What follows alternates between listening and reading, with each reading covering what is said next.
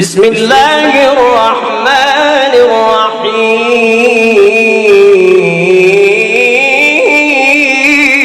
সূরা আলমী সূরার মধ্যে সাত সাতকে বাদ দিয়ে সব আছে ওখানে। ইলিয়াস সাহেবের খানদানের সব মানুষ আছে, সব ওখানে আছে, খালি এক ছাত্রী বাদ দিয়ে সব ওখানে এই আলমী সূরাতে আছে, এক ছাত্রী বাদ দিয়ে। উনার চাচা, উনার দাদা, উনার শ্বশুর, উনার মামা, তারা আল্লাহর কাছে এইভাবে দোয়া করছে, আল্লাহ সাদ সাহেবের ফিতনা থেকে তুমি উম্মতকে রক্ষা করো। আল্লাহ সাদ সাহেবের ফিতনা থেকে, সাদের ফিতনা থেকে, সাদের ফিতনা থেকে উম্মতকে তুমি রক্ষা করো। আমরা তো পারতাছি না, আছে এখনো আছে মিলা কথা, রেকর্ডিং আছে, ভিডিও আছে, লেখা আছে কিতাবে।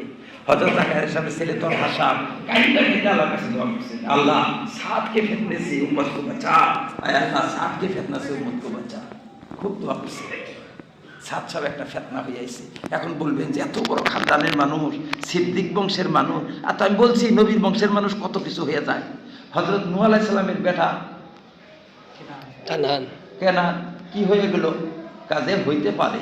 আল্লাহ পাক আমাদেরকে হেফাজত করুন। ইনশাআল্লাহ এই পর্যন্ত আজকে শেষ করি কথা। মোটা